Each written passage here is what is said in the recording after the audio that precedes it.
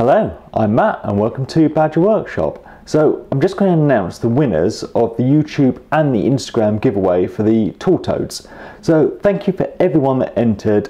I can't believe how many entries we got, so that was fantastic.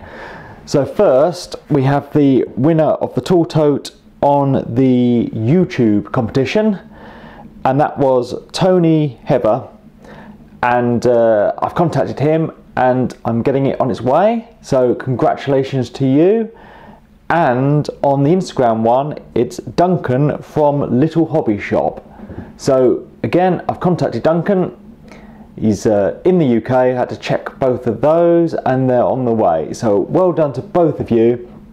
But thanks for everyone that took part, and as it did so well, I'm looking forward to the next milestone and doing another one. I'll have to think of something else to make for that.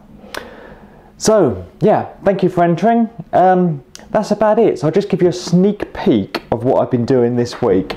I've started work on making a miter-saw station, and I don't want to give it all away, but you can see the planer thicknesser fits under it. But part one of that is coming out on Wednesday, so tune in for that. So thank you everyone for entering.